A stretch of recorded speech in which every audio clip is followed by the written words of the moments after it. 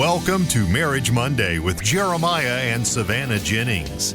The Jennings own Growing Green Landscapes and are very happily married. In this podcast, Jeremiah and Savannah discuss the wins, losses, good times, bad times, and everything in between pertaining to owning a business while maintaining a healthy marriage along the way. We hope you enjoy the show. What's going on, everybody? Thank you so much for tuning in to episode today here on the Growing Green Podcast. This is your host, Jeremiah Jennings, and I'm super excited to come to you with another fresh episode for your Monday. Hope you guys are doing well. Had a great weekend. If you're listening real time, it's the start of another great week here, middle of August. Can't believe we're that far into the year. I think we're almost done, but I can't believe it. We're here, and so we got to just grind through it. Savannah is here with us today. How are you? I'm great. Excited to be here. Always. It is another day, another week, another month gone. Another month isn't gone. We're only halfway through August. Yeah, but still, it just feels like it's flying. It is flying. Big week for us this week across the board. We actually, I want to get into a few things today, but this week for us is pretty big. Jack starts school. He does. School is a relative term. But yes, Jack starts a program where he goes multiple days a week without one of us. It's like, I feel like the best way to describe it is it's in between a Mother's Day out and a preschool. Yeah. He goes the way that he's doing it. Yes, he goes 3 days a week for about 4 hours, but it is not just Mother's Day. Like they do things like it's structured like a preschool would be. It is a preschool. Yeah. He just doesn't go for the full preschool experience. And I don't know how, I don't know, is it, we were talking with our friends about this that are about to have a baby that have the same, birthday within a couple of days of Jack, just 3 years younger. The, cutoff in Alabama, is it like this everywhere? It's August 31st. Is it like that everywhere? I think so. Okay. Well, I think they were saying some states you can decide, it's up to the parent, but in Alabama, if you are not born, if you do not turn 3 by August 31st, you are automatically still in the 2-year-old class. Does that make sense? Yes. So, you don't get to advance to the 3-year-old class unless you are 3 by August 31st. So, Jack, his birthday is September 6th. Which means he is literally less than a week. States set their own rules. Yes. Okay. So, fun fact to Alabama. If your child happens to be born, a week after the cutoff, what they deem as the cutoff for a certain grade or age, they are essentially held back, right? Yeah. Because, he's a whole year older, He is technically in a 2-year-old class. But he will be 3 the first week of September. 7 days after they start. Right. Yeah. Which is so just unfortunate because every parent thinks that their child is just blah, blah, blah. We think Jack is he's very ahead of pretty well-spoken. Well, the things they were so we had to meet the teacher. Yes. And the things that she was talking about they're going to be doing by the year, I'm like, but he's doing that now.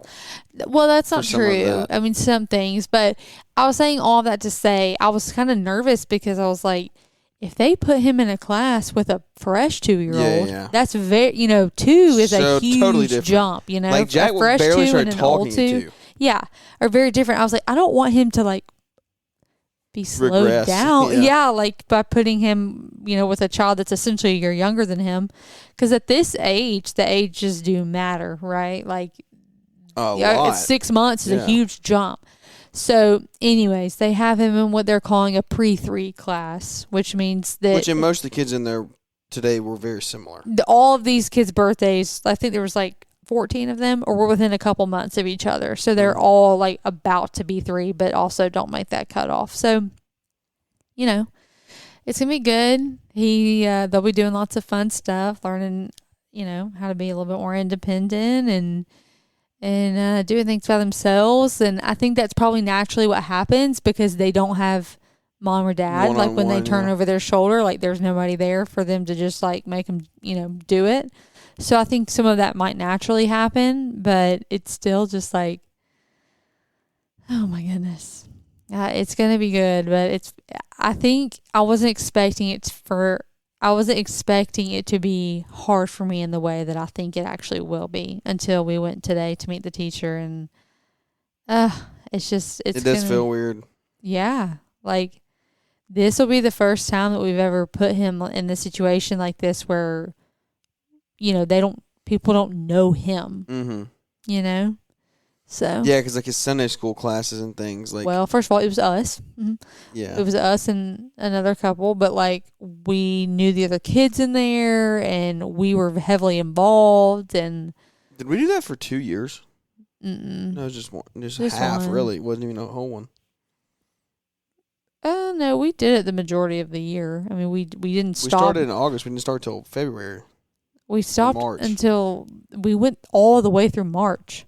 August to March is not the majority of the year. Of the school year, it is. They stop and... No, they don't. Not Sunday school. Well, okay. Nobody needs to hear this argument. Yeah, what are we talking about? Yeah. But anyways, yes. So... You go 3 days a week. Yeah. I know it's going to be good on all fronts for all of us. But I don't remember. I'm happy for you because I think it's going to give you some good, like, one-on-one time with Tate that Tate's never gotten. Right. In a sense. Yeah. And so I think that should be it's going to feel good and weird and sad and quick. Like, I mean, I've had friends that have done this and they're like, honestly, it's not really as long as you think. Yeah. Like, by the time you get them dropped off, and if you have an errand to run. Yeah, like, if you drop them off, you have an errand to run, and you can run home and maybe, like, get a bite to eat or whatever. But, like, other than that, it's not just like you're twiddling your thumbs all day long usually. So, but Jack will likely he still takes a nap, and I'm thinking that he'll be pretty worn out, and he'll come home and nap and then get up, and the day is have a good evening gone. Yeah. So it'll be good. Yeah, but it'll be nice because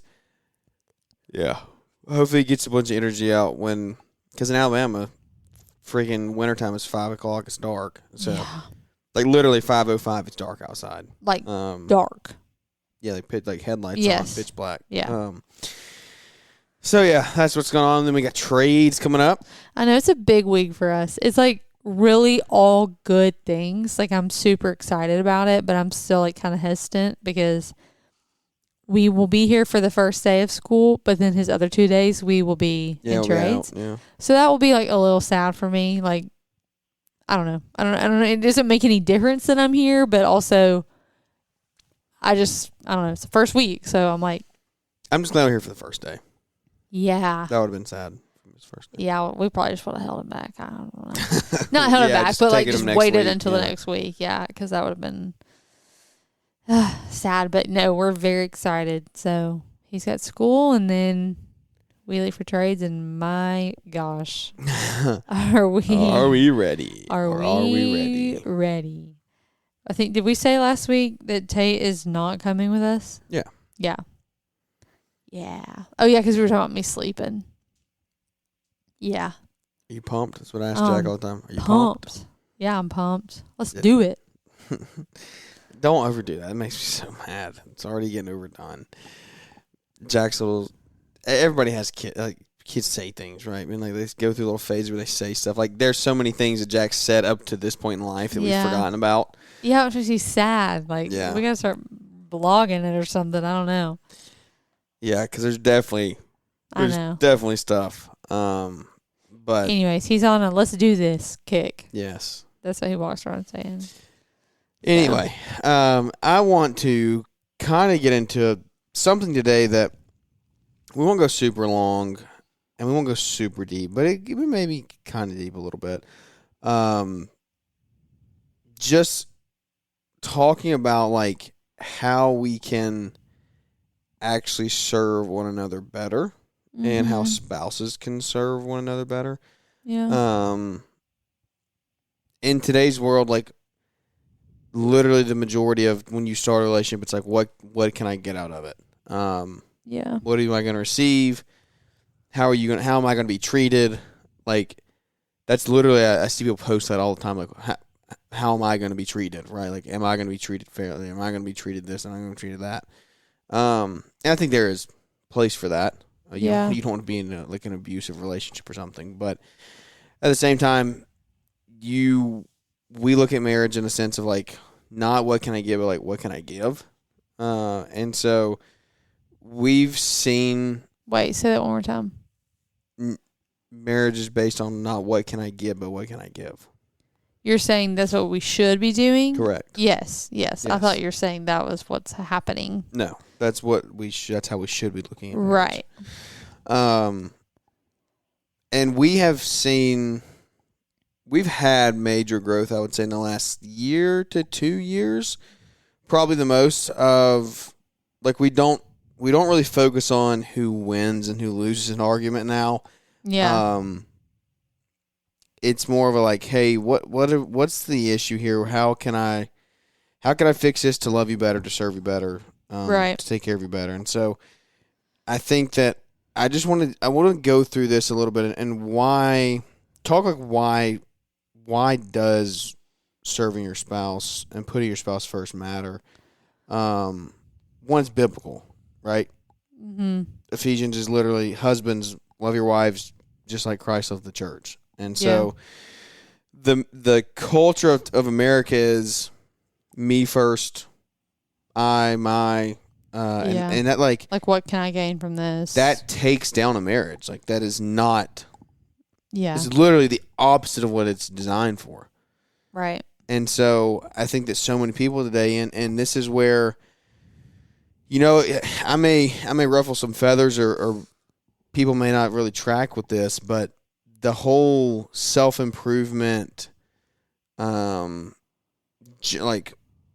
journey through life of how good can I do, how efficient can I be, how much can I do, like that I think has to have a fine line. 100%. I'm really sitting here thinking about that because I think there is such a fine line because honestly, it kind of goes back to, in a small way, what we talked about this morning in our small group about how like you can take a good thing and make it bad by idolizing it. And I think that like self-improvement is a really good thing. Yeah, it's a great thing. Like you should strive to better yourself, take care of yourself, improve your life, like be a good steward of the things that you have been given and blessed with. But there is a point in which you honestly idolize yourself in prioritizing you over others. And there is a place for like, well, it's just, it turns into like a me mentality of right. Like what I need, what I can get from this, how I need to better myself, protecting your I don't even like, there's so many different like little mantras and sayings and things, but you know,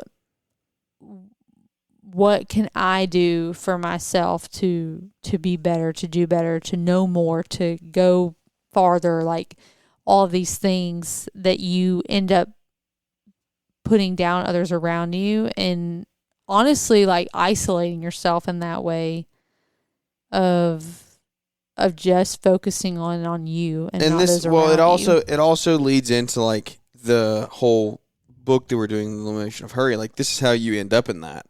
Yeah. It's like it's, you know, the human, you are human whether you like it or not, and you do have limitations. Yeah. And realizing that, you like that's very hard to do when you are like self-motivated, driven human being that is trying to grow. I'm that way, and I fall in that trap of like not knowing limits and knowing where to stop and when to stop. And so you just have to be very, very careful with that.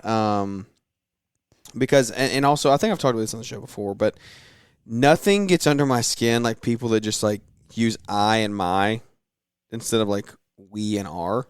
Mm-hmm. Like in a leadership role and like in our, like I think we did on a show a month or two ago, I said like my money or something like that in a joking way. Yeah. And you like called it real quick. And it's a very, like in a marriage, it's not about me at all. Like it's literally us. It's everything that we do. You've even really shifted, and I don't know, honestly, I can't speak because I haven't paid too much, like I used to not pay attention, but I've noticed that over the past, I don't know, year and a half, like you've really changed your language within business too. Like, I don't say my and I. My guy or my team. Oh, it irks me so bad. Or like, I don't even know. Like, it's like our team, our guys. Like, and it's funny because like it's just such a mentality.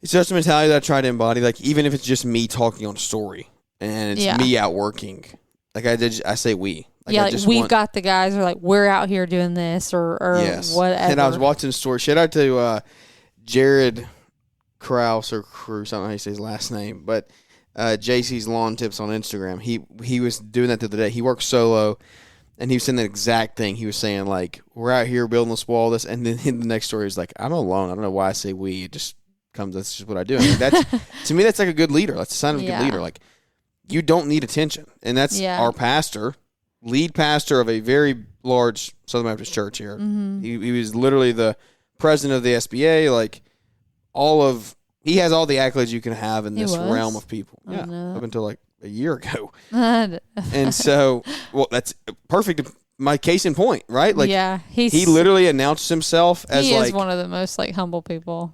He announces himself to the congregation of like, hey, this is Spencer, this is Matt, this is whatever, their youth pastor, kids pastor, whatever. I'm Buddy. I'm just a team member here. Like, I'm on that's staff. Literally what he says. I'm Buddy. I'm just a team member. That's literally what he says, verbatim. I just work here. He's literally, I just work here. And so and that's leading by example. Like, leading in humility. The more that you have people under you and you have people that actually look up to you, just please work on the I and the my stuff. Like, it's not, because it's not yours. Yeah. Like, they're not your guys. Like, right. And you could take that and turn that, like, because we've talked about in business, like, I really think that's true in marriage. Because it's not even just the I, my, it's the you and your. Because the you and the, you did this, or that's your whatever, that points fingers. And many times, and I feel like that is not always received well. Yeah. But in marriage, like, we have decided and made a commitment that, like, we are in this in everything together. And truly, if you were on the same team, it's all ours. Like, there is no I and you. Yeah. It's us. So when we're working on things, when we're trying to work through something, it's how can we move forward? Like, what are we doing to contribute to this, right? Because it's never one-sided, ever. Like, there are always, I mean, we're generalizing here, like, whatever. Usually there are two humans. Like, there's always two humans in a marriage. But I'm saying, like, it takes both. It can be more sometimes. Stop. Trying to remove the I, my, you, your language really helps bring the, like, tension level down without even trying. Like, that's such a simple, I feel like, practical fix that takes people off the defense a little bit. Takes the guard down a little bit. Like, okay, you don't feel attacked, or you do feel like this is more of a, like, collaborative thing. Like, okay, it pulls fences down, it pulls barriers down, and I'll tell you, it's going to be weird. Like, if we never were bad about the I, you, me. Like, we've never been bad about it. We've probably done it more than we do now, but we've never were bad at it. And but you realize, like, if there was a way that we could have, like, an audio recording of an argument or disagreement, I think you'd be surprised. I think we would be surprised at how often you do use that language. You use that language. See? No. I'm saying you as in a human. Like, you would be surprised. The language. Listener, you that is listening would be surprised. As one uses that language.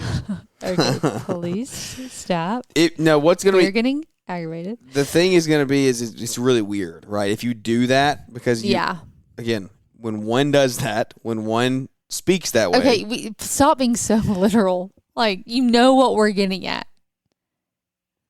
Do I know what we're getting at? Cut the mics. We're done. We're done. If you guys have done that,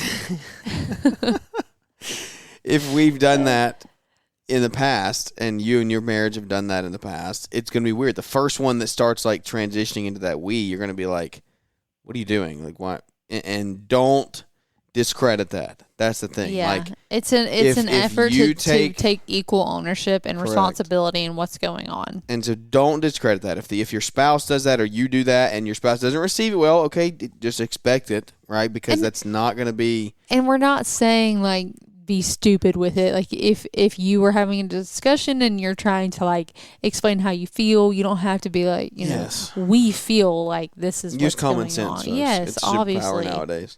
But it's meant to help with like the metaphorical pointing fingers and making it feel as if there are two sides to what's going on instead of two people in a marriage that is united with the same goal of coming together to resolve whatever's happening and move forward together.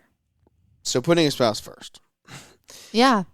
And that's yes. the way you do that. And so here are like a couple things to look and see how you can actually put your spouse first, like categories wise. One is time, right? Like spend time together. Spend time at trades this weekend. Spend time at a date night. Spend time. We talked about that today, like at church. A couple talking about spending a date night once a week. Like that's not that uncommon. Like, well, it isn't that uncommon actually. It's not that. It shouldn't be that abnormal. That's the thing is. What is it? There's how many? 1 second. I think I know the answer. We're still going to do the math. 1 second. Yeah, okay. So there's 168 hours in a week, right? Mm-hmm. If you spend 2 hours a week on a date night, like you can't fit 2 hours out of 168 into your schedule. And so, look, we're in the thick of it with kids, right? Like we're in the thick of it with 2 young kids, but figure it out, right? Maybe it's a time after the kids go to bed one night. Yeah, because it's not, I understand for everyone, it's not practical to hire a babysitter or you don't have family in town or the schedules are just so jank that like somebody's always at practice or somebody is helping with homework and then, or there's a nap time or you're working or, your spouse is working. If this is your life, you should read the book, Ruthless Elimination of Hurry. You should. But Montgomery, give me. There are hours of the day.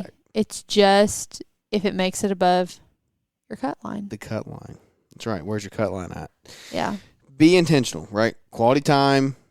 It's an investment. It takes time. Love is not efficient. Remember that. Love is not efficient. I want to like put that on our wall when we build our house. Like love is not efficient. In any shape, form, or fashion. Like it just isn't. It's just not. It's literally, it's we talked about that again today. Not efficient. In church. And when you hear fruits of the Spirit, right? Like, love, joy, peace, long suffering, and the Bible says love is patient. I've never thought about that phrase, love is patient, as much as I have in depth now that I've like gone through that phrase of love is not efficient. Yeah. Yeah.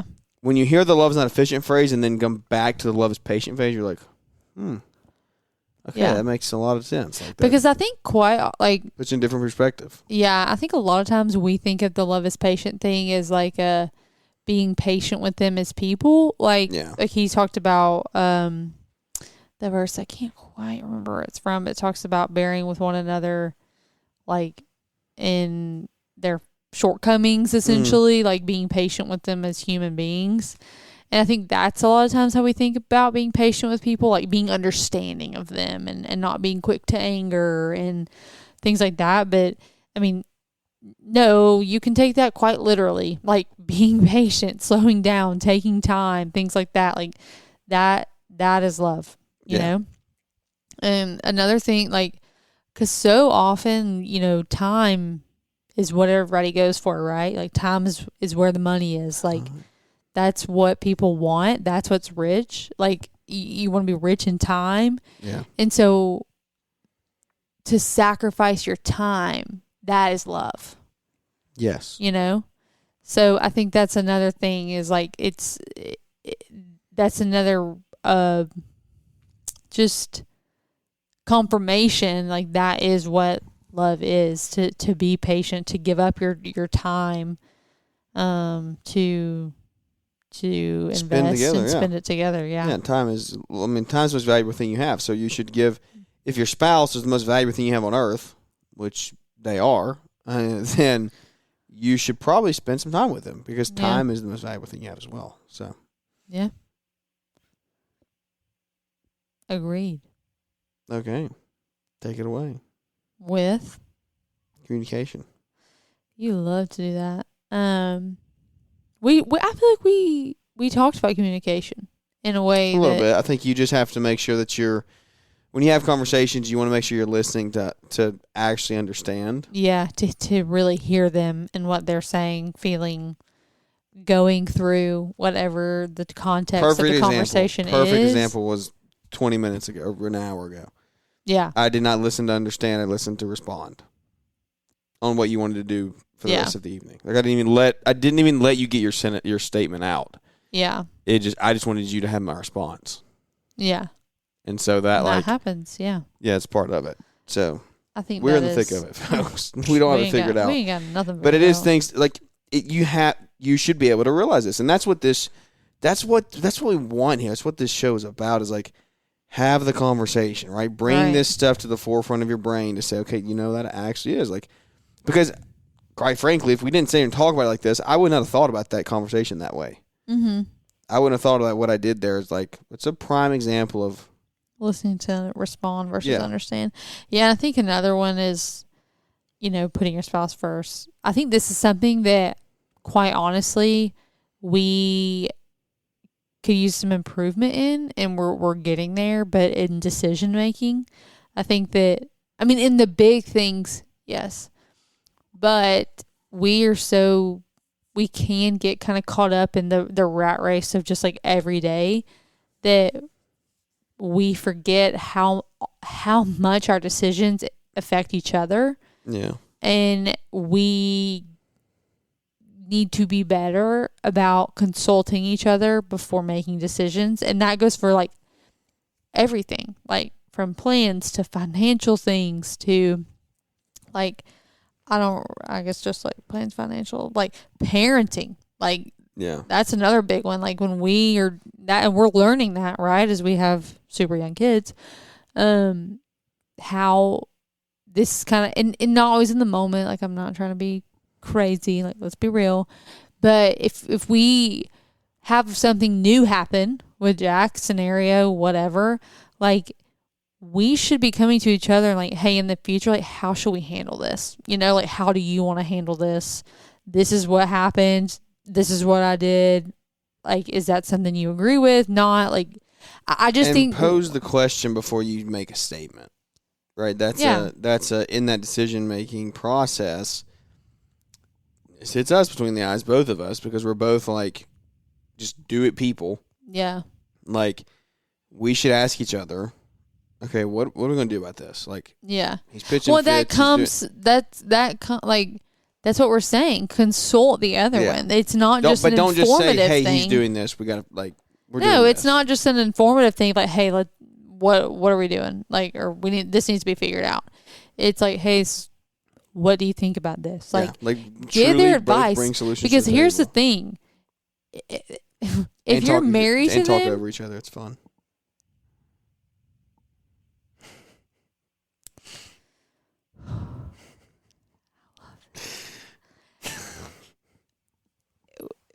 If you're married to them, you likely the silence was deafening right there. Respect them. Care about their opinion. Yeah. Trust them. So why would you not seek their opinion, their advice, their thoughts on things as important as parenting, financial decisions, day-to-day things? Yeah. That's a big deal. Yeah, we just talked about, like, your spouse is your most important thing here on earth, right? Like, it's we're excluding salvation here, right? That is a spiritual thing, not a physical, tangible thing on earth. And so,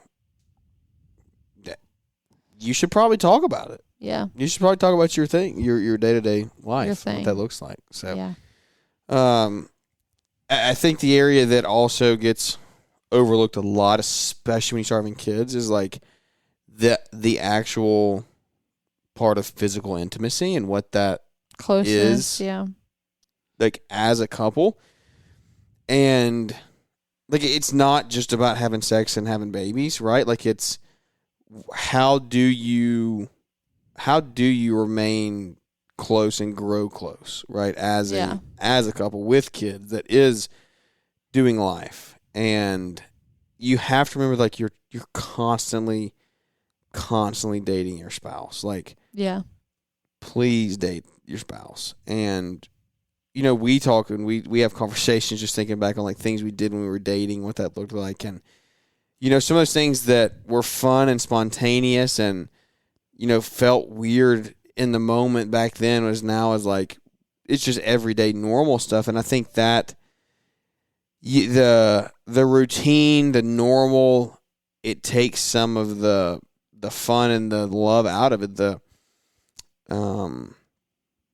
just really enjoying time together and spending that time together. And it was when you are dating, I think that's why like what helps you fall in love is what helps you pursue each other more is because like it is fun. It's like, yeah, and you don't get it, right? Like you're just like figuring each other out and learning more about each other. But then as you together for years and years, it's very easy to not do anything and not actually try to grow that love deeper. And so, it's an interesting topic because I think it gets left out a lot. And it's just as important. What? I said, but just as important. Yeah, there's a lot of people that are struggling, and their marriage is struggling bad because they lack intimacy. And that goes both ways, right? It's not just guy versus girl versus guy. It's like this is together a thing of, hey, you got to be on the same page. You need to make sure that you're spending that time together because it helps bring you closer together and as one. Day to day, that's where it gets kind of tough, right? And and it's so dependent on the day. what is day to day? What does day to day look like? We talk about expectations, right? And so I think the first step in this is set expectations and set things that you would like the other person to do, or that you would like, or that you think is on your list of things that need to be done, right? So like you have your list of things you should be doing. I have my list of my things that I should be doing. So we know that, right? Like expectations are out there. There's no hidden agendas. It's out, right? Once expectations are out, then you can start doing things for for your spouse that like you know is on their plate to do, and you get to physically take that off their plate. Yeah. Like and it doesn't even have to be like, I mean, yes, that's great and that's helpful. That's just an example. It's not. Like, yeah, I mean, because you know your spouse and this is where the whole like love languages things. Yeah, you got to find what it is. That. Like you find what makes them feel loved. Is it taking something off their plate? Yeah. Is it writing a note? Is it bringing them a coffee? I can't even say it. Is it bringing them a coffee? Is it, I don't know, like just driving back by when you have 20 minutes just to be there for a few minutes? Like, I don't know. Just to fire a toddler up that wants to go with you. Yeah, that ain't it for me. Don't do that again. Walk that one back. I wasn't describing myself. I was just not saying. in that one, just the one before that. Right. No, like back in all seriousness, what are those? And I have started. I mean, there's no reason for me to have told you this, but like, I've gotten to the point where there are times, like, just in my daily like prayer, whatever, that like I will pray for opportunities. This is gonna sound weird, to put myself out to serve you. Like how like make it inconvenient for me. Like I would love to do that in a way that is inconvenient for me because I'm working, like me personally, and working on being more selfless. And we talked about that in the beginning, about how hard that is and how bad that is for a marriage, like to be selfish.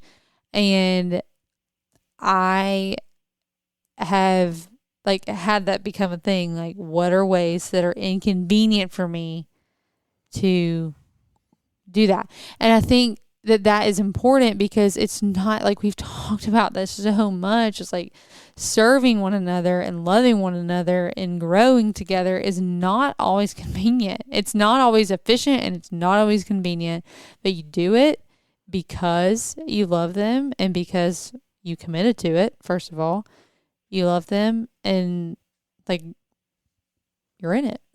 So, and it's always worth it. It's always, always, always, always worth it. You know, I don't think that you would ever, I'm going to assume here, and would dare to say that if you talk to a couple that has been married 10, 15, 25, let's go 30, 40 years, that put in the effort, even when things were hard, even they were inconvenient, even when they barely had their heads above water, they put in the effort and they stayed together because they cared about each other and they made a commitment to themselves and to God, that they regret that. Yeah, it was setting it to where you are constantly serving the other person and making that a constant effort. I don't know, unless it's received in a very poor manner, which could be done, right? If I receive it poorly, yeah, but that's another part. That was not what I was saying. Like, I'm saying you both are putting in the effort when it's hard, or being you just both be on the same page, like that. Have that conversation early. Selfishness is a very human nature thing, right? Everyone struggles with something different, right? Some people are going to struggle being more selfish. Some people are going to struggle with, hey, I'm too busy for this, right? Like, that would be... Well, that's kind of selfish.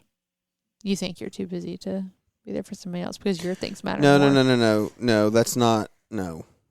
Then I mean, what would you maybe define if that you want to as? get into, like, really deep roots. That's what I'm saying. Yeah, maybe. I'm talking... That's what I'm saying. Surface, there are surface level selfish and there's surface level I'm busy, right? Like, there's surface level, like, I'm busy. Like, I literally have 200 invoices to get out, right? This stuff has to get done. That's not me being selfish. Yeah. Like, that's true busy. Like, I have stuff that's got to be done, right? And then there's true selfish of, like, I don't want you to go do that. I want you to stay here with me, right? Like, I want you to do, I want you to do this for me. And there's service level of that. And sure, if you dive into, if you get into why the 200 invoices, start asking the 5 whys, right? You could get it down to selfishness, possibly. But that's not where I was going with it. And so you got to find what it is. Everybody struggles with something different. Right.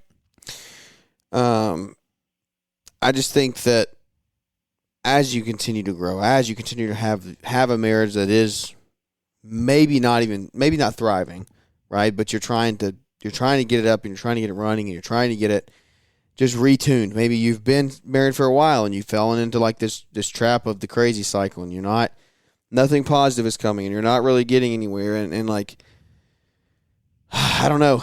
We've grown a lot in the last 2 years, 3 years of being married, but we're 5 years in. So I remember when we started this show 4 years. How long was it? We started the show 21. 22. Oh. Right. Yeah. Was I pregnant? Yeah. It was the year after we started the show. We started the show in 21. Okay. So we started the show in 22. And I remember when we started the show, we were very open in saying that we didn't know everything. We're very young in marriage. Like, yeah, we're figuring it out, right? Like, we openly talked about, we haven't gone through a lot of the struggles or trials or anything like that. Like, we just haven't yet, right? We have not been together long enough. Right. I would say, and I think you would back me up with this, in that we've grown a lot. You've changed as a person in the last 18 months, inside and out. But I would say probably the last 6 to It's been here 4 months. What would you say? 6 to 8 months, maybe, has been like some of the weirdest times that we've had. Yeah. Like, not feeling connected and not, like. Yeah. Probably in our 5 years. Like, we've been married 5 years. Yeah. In May, we were married 5 years, and it's like, we're in/going through that now. Like, what is that? What is the cause? What does it look like? Right? And we're not at each other's throats. Like, we have good days, we have great weeks, and then I think it's just, this is the first time that we've experienced, or we're having to like so consciously fight or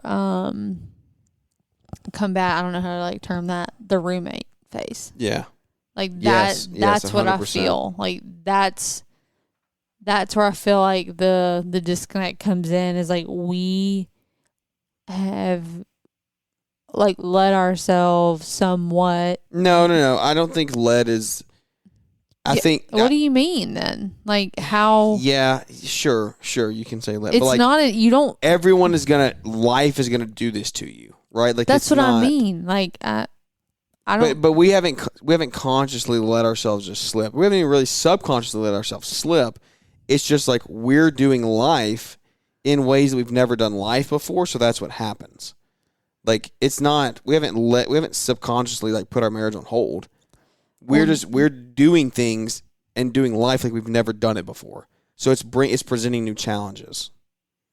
Like, we're not being any less conscious about our marriage, I don't think. But I think we are, because the new life, the new things are higher up on our cut list. We didn't have to be conscious about it then. It was just what we did. Okay. So that doesn't change what has happened. Yeah. Now. It's two different, we're saying the same thing 2 different ways. But yes. Okay. So continue. Yeah, just like that's kind of what has evolved, like figuring that out for probably the first time, really. I mean, right? We just sat here and said that. Like, not even with Jack. Just Jack. I mean, like, having him, I don't know. We're 4.5 months in.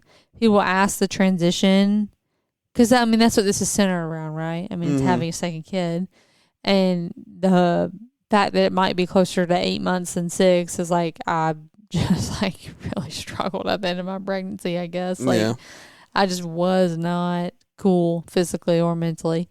And people talk about your transition, 0 to 1, 1 to 2, 2 to 3. I don't know. Like, what's harder for you? And I think 1 to 2 has been harder on our marriage easily than 0 to 1. Yeah. We were a freaking all-star team with Jack. Yeah. It was hard. We were tired. We were always on the same page. Like, I felt like we were so connected with Jack. And I think this is bad. Don't call CPS. I feel like we were like, it's us against Jack. Yeah, literally. Like, we were like, you will not win. You will not win. We are the parents. Like, yeah. I'm kidding, obviously. Not really. But it was like we trauma bonded. Yeah. Like, we really did. We're still a very good team with 2 kids. Yes. I'm not. No. I'm not trying to, like, everybody settle down. I'm not saying that we're like. Nobody's saying that. Nobody's getting fired up. I'm just. That has not been an area that we've struggled in. This go with a second kid. It's just like the logistics of having 2. Yeah.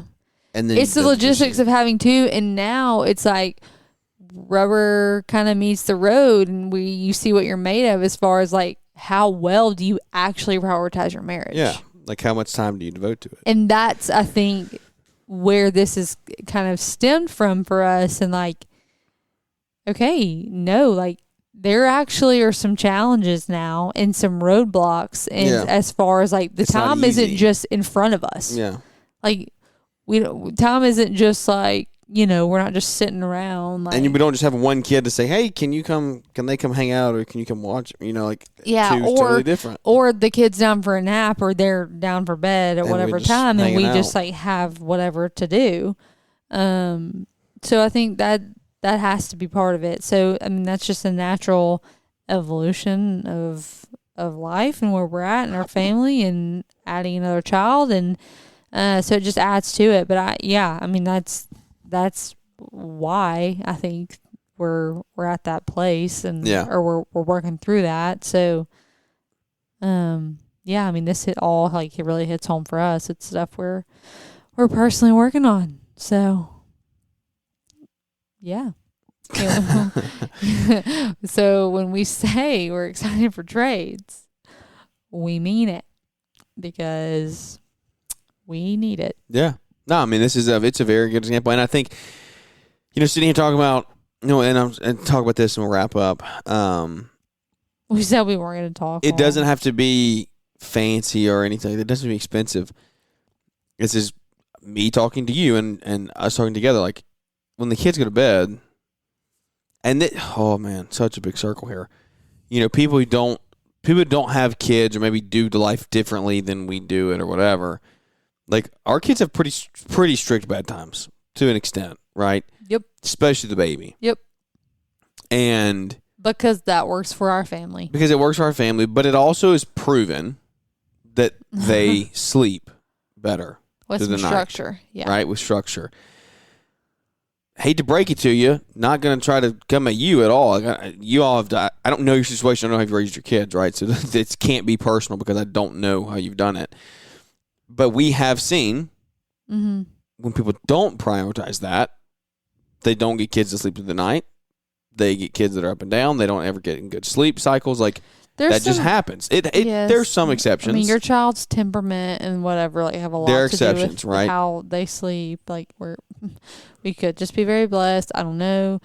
But the first few months of their life, we really prioritize healthy sleep patterns. And so where I'm going with this is that's a sacrifice, because we miss out on events, right? Like, we don't go to everything. We don't stay out as late. But what does that give you, right? It gives you some stability to where we can both pretty confidently say our kids are going to be asleep by 8:30 every night. Bro, that better be at the latest. Yeah. Between 8:30 and 9, Jack should be asleep, not just in the bed, but actually asleep. Yeah. And for the most part, they're going to sleep till 5 or 6 a.m. Yeah. And so that gives us the ability. The earliest. Yeah. That gives us the ability to say, okay, at 8:30 or 9, you should have time scheduled into your calendar of hey, we're going to put phones away and we're going to just go hang out. We're going to make cookies or a pizza and just talk, right? Yeah. Because and again, it's a big cycle. This goes back to decisions you make in life, right? Yeah. You make decisions and sacrifices. You don't go to the party. You don't do this. You don't do that. You don't stay out late to get the kids in bed, and that may be looked down upon, but you could be doing something that actually... Yeah, but also, you could be doing something that actually benefits your marriage in way more ways than what people know. 100%. Because, if you want to be flexible with your kids and keep bedtime late, awesome. Do it. Works for you. Whatever. But, I don't know how to it's not personal. Just so you need to No, it's not. I'm just saying, I don't know anything about your life or how you raise your kids. So I'm just saying, think about all this time that we'd miss out on, even though we're trapped at home, or our kids have an earlier bedtime. Our kids don't even have an early bedtime. It's so developmentally inappropriate. I don't want to hear it. Yeah. Our newborn goes to bed at 7, and our toddler goes to bed by 8. That's so normal. Get off me. Anyways, they go to bed at that time, and then we're here, and it's it's not people confuse, they gotta go early, whatever, and peace out, bye. We're gonna go hang out with each other. What the freak is wrong with that? Our kids are gonna go to bed, and we're gonna get undivided attention for an hour or two, and still go to bed at a decent time. Are we old? I'm this sounds great. What do you mean? My kids are in bed, and we get undivided attention. Yeah, we sat out until 11 the other night. Yeah. And I was like, what are we doing? I was like, we've had so much time together. What are we doing right now? Yeah. No, it's amazing. So you do what works for you. But we're not sitting there fighting about bedtimes. We're not fighting about who's going where. We're not up all night. Like, no, dude. there's a Our lot of kids things, know. right? And look, it sucks for the first 3 to 4 months. There's part of it that sucks. Yeah, I know. But it just is what it is, right? And so It's a sacrifice. it's a sacrifice, and that's a sacrifice that, again, you got to peel back some layers, right? And take this and actually like put it on a chart and go step by step and work it backwards to say, okay, what is the end goal? The end goal is to spend time together. What do I do to get to that end goal? Right. Maybe it is leaving it early. Because and the putting reality kids to of it bed. is, like, yes, we talk about it's for marriage. I think we could argue that it's for us individually. Like, I mean, yeah. I love my kids, but I personally need them to go down. Like, I need time after they go to bed. Like, I cannot be up and down and doing things all night long. I mean, we do. And it's not easy. let me just You're not let me little just say, robots. Like, that doesn't mean we just. If you don't have kids, or you have younger kids than us, that's the only people that I can really speak to. Right. It's not easy, right? Like, Jack, that's a toddler. He's almost 3. He kicks and screams every night when he goes to bed. Like, he hates it. He hates going to bed. Yeah. But he does it for 30 minutes, and we go in there and check on him every once in a while, and he's good. And he goes to sleep. And right now he's in there in a stitch blanket, asleep, right? Like, Right. and he's going to sleep all night. Because, and that's the thing. And it's like, a sucky 30 minutes or an hour. Because, I mean, he had an overstimulating day. He didn't have a nap. Like, there's a lot of factors there, whatever. Sometimes Tate's lose the passy, right? Yeah. And you got to go in there and put the passes. We cannot get off on this. I'm like, all these things. Kids need sleep, okay? Yeah. They have to have it. They have to have it. The rate that they grow and develop, they have to Tate's have grown to sleep. 6 inches since he's been alive. Yeah. Yeah, he's grown 6 inches.